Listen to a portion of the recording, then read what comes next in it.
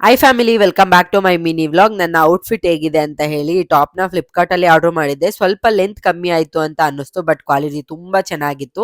ನನಗಂತೂ ಸಿಕ್ಕಾಪಟ್ಟೆ ಇಷ್ಟ ಆಯಿತು. ರೆಡಿ ಆಗಿಬಿಟ್ಟು ಹೋಗ್ತಾ ಇದ್ದೀವಿ. ಆನ್ ದ ವೇ ಹೋಗ್ತಾ ಕಡಲೆ ಗಿಡ ನೋಡೋದನ್ನ ನನಗಂತೂ ಇದೊಂದು ಫೇವ್ರೇಟ್ ಅಂತಲೇ ಹೇಳ್ಬೋದು.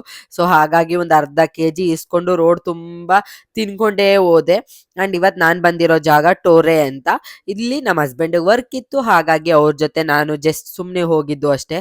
ಬಟ್ ಆಂಬಿಯನ್ಸ್ ಎಲ್ಲ ತುಂಬಾ ಚೆನ್ನಾಗಿತ್ತು. ನಾನಂತೂ ಆರಾಮಾಗಿ ರೌಂಡ್ ಹೊಡ್ಕೊಂಡು ಅಲ್ಲಿ ಇಲ್ಲಿ ಓಡಾಡ್ಕೊಂಡಿದ್ದೆ.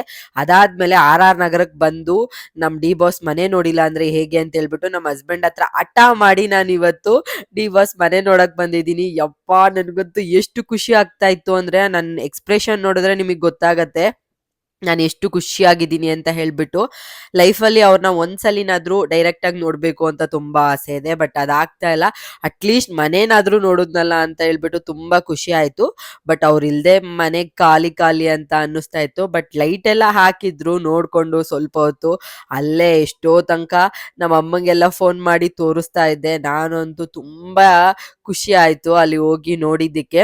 ಯಾರು ಇದ್ದಿದ್ದಿಲ್ಲ, ರೋಡ್ ಫುಲ್ಲು ಖಾಲಿ ಇತ್ತು. ಎಷ್ಟೊತ್ತಾಗುತ್ತೋ ಅಷ್ಟೊತ್ತು ನೋಡ್ಕೊಂಡು ಆಮೇಲೆ ಅಲ್ಲಿಂದ ಹೊರಟ್ವಿ. ಆನ್ ದ ವೇ ಬರ್ತಾ ಫುಲ್ ಕೋಲ್ಡ್ ಆಗಿ ಸುಸ್ತಾಗಿ ಹೋಗ್ಬಿಟ್ಟಿತ್ತು. ಹಸ್ಬೆಂಡ್ ಪೈನಾಪಲ್ ಜ್ಯೂಸ್ ಕುಡಿದ್ರೆ ಕೋಲ್ಡ್ ಕಮ್ಮಿ ಆಗತ್ತೆ ಅಂತ ಹೇಳ್ಬಿಟ್ಟು ಕೊಡ್ಸಿದ್ರು, ಬಟ್ ಕುಡಿಯೋಕ್ಕೆ ಆಗಿಲ್ಲ. ಹಾಗೆ ಮೆಡಿಕಲ್ ಅಲ್ಲಿ ಮಾತ್ರೆ ಎಲ್ಲ ತಗೊಂಡು ಸೀದಾ ಮನೆಗೆ ಬಂದ್ವಿ. ಮನೆಗೆ ಬಂದು ಅಡ್ಗೆ ಎಲ್ಲ ಮಾಡಿಬಿಟ್ಟು ಆ್ಯಂಡ್ ಬುಜ್ಜಿ ಬೇಬಿ ಬಾಟಲ್ ಎಲ್ಲ ವಾಶ್ ಮಾಡಬೇಕಾಗಿತ್ತು. ನೈಟ್ ಹೊತ್ತು ಮಿಲ್ಕ್ ಕೊಡ್ತೀನಲ್ಲ ಹಾಗಾಗಿ.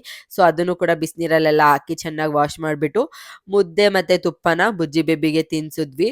ಅಂಡ್ ನಾವು ಕೂಡ ಊಟ ಮಾಡಿದ್ವಿ. ಡಿ ಬಾಸ್ ಮನೆ ಯಾರ್ಯಾರೆಲ್ಲ ನೋಡಿದ್ದೀರಾ ಅಂತ ಕಮೆಂಟ್ ಮಾಡಿ.